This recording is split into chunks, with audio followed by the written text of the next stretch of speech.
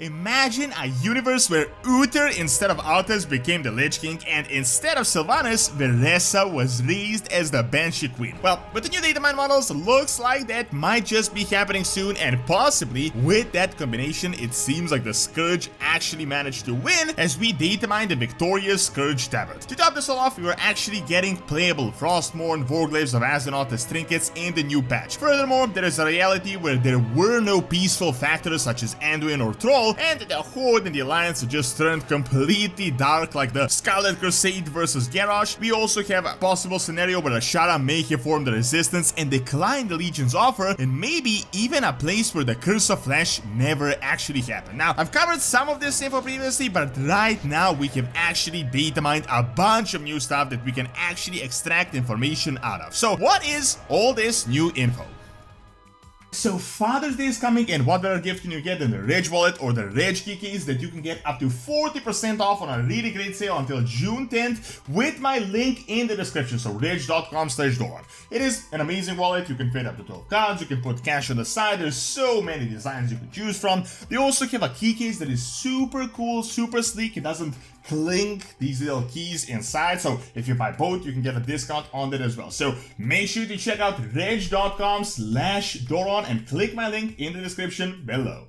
So, I've covered this previously when they had just announced the Mega Dungeon, the Time Rifts, but most recently we have datamined a ton of new stuff that I could literally make 2 videos out of this. Now, to be clear, we still haven't actually played through these Time Rifts except the Murloc one that has been on the PTR, but we have datamined a lot more NPCs, tabards, questline, quest names, items, and a whole bunch of things that we can make pretty closer predictions than we were in the past. We also have the actual boss fights for the Mega Dungeon, which covers a really interesting scenario that we're going to see called the Time Lost Battlefield. Now, keep in mind, this Time Lost Battlefield is separate from the Time Rifts, as the Time Rifts are going to be like these world weekly type events where minions from alternate universes are invading us and we have to stop them, and the Mega Dungeon is obviously going to be an instance. However, for the Mega Dungeon, we can actually discover something super interesting. There is this Blood Horde and the Great Glorious Alliance, which is going to be like the 7th boss of this dungeon. Essentially, it is an alternate universe where instead of having these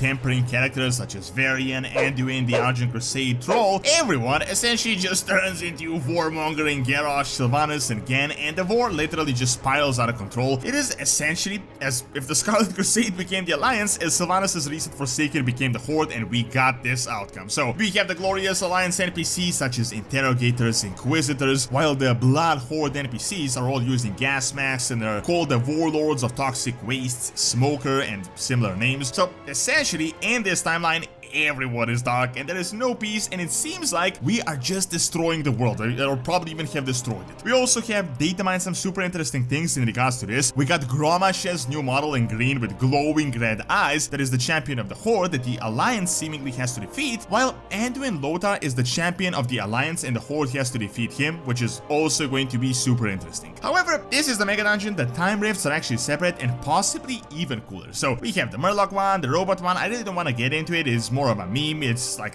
what would happen if Murlocs took over the world. However, we do have something really interesting. We're actually getting these legendary fragments from all these instances that are actually part of alternate universe weapons. So, for example, we're going to get Frostmourne from Asborn, Charlemagne, and Doomhammer, more than likely from Borderlands, Azynoth, Sulfuras, and a few other really iconic weapons that are more than likely going to be rewards from these Time Rifts, and we have actually datamined these items and what they do. So we have the most interesting timeline we have discovered, and that seems to be Asborn. Once again, it isn't clear exactly what it is, but we know that the map for this is going to be the Ascron Citadel. We have actually datamined a brand new tabard called the Victorious Scourge Tabard, which might imply that the Scourge actually managed to defeat us in this universe. However, what is the most interesting part is the NPCs we have actually discovered in this universe. We have Tessarian, the Hand of the King, with a really strange look. Most interestingly, we have Uther the Deathbringer as a Death Knight, and even more interestingly in this universe, it seems like Veressa Windrunner was raised instead of Sylvanas, as she is called the Banshee Queen and not Sylvanas. Now, these are some of the bits we have. Of course, you can kind of work from there. It is likely that in this timeline, Veressa was raised instead of Sylvanas, and Sylvanas may have survived as an elf, which drastically alters the fate of Azeroth. What is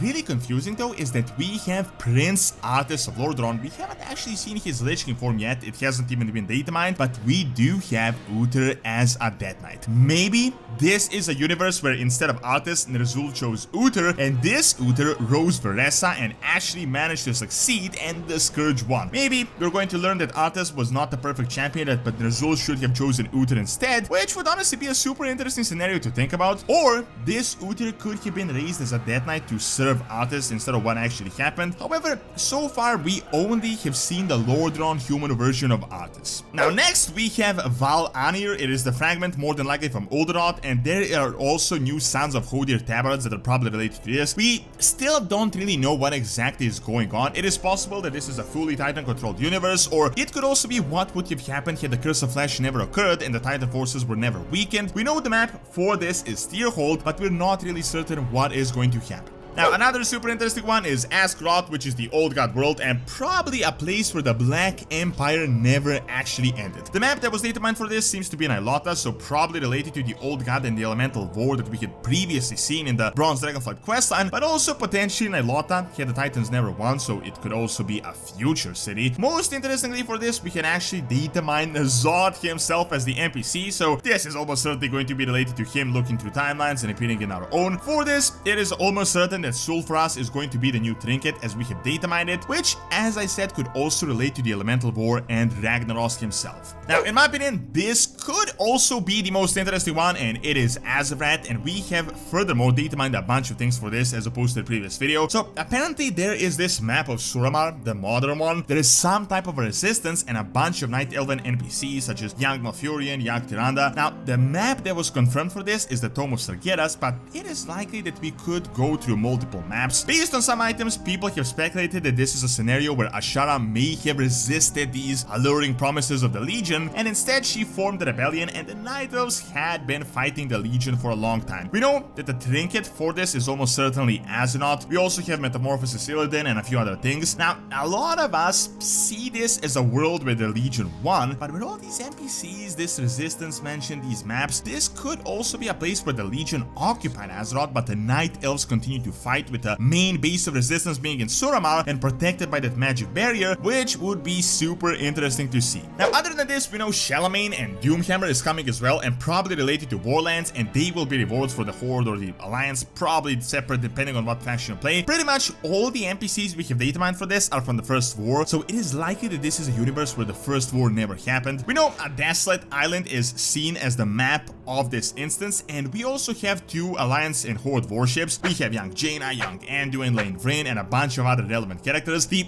only thing that is a bit confusing is that we have Shalamain and Logosh as variants of his gladiator form. However, in that Azerite Legion scenario, we have data mined a Night Elven NPC called Elemain, which, as you may know from the lore, is actually a part of how the Sword of Shalamain was formed. So this Logosh part may be related to this, and you know, who knows, with all these crazy time rift stuff, I wouldn't be surprised if these timelines are actually interconnected and if this is actually somehow similar. Now, of course, we still need to wait a bit and see, as things are constantly being data mined and we are constantly getting new information and we can make more accurate predictions by the day, but this seriously might be one of the more interesting and entertaining concepts that Blizzard has done in a long time, and honestly I would like to see more of this in the future. These alternate scenarios where one factor was different and then the outcome was completely changed. A lot of us have been making these speculations ourselves, but it would be super cool, and it is super cool to see Blizzard's official interpretations of this.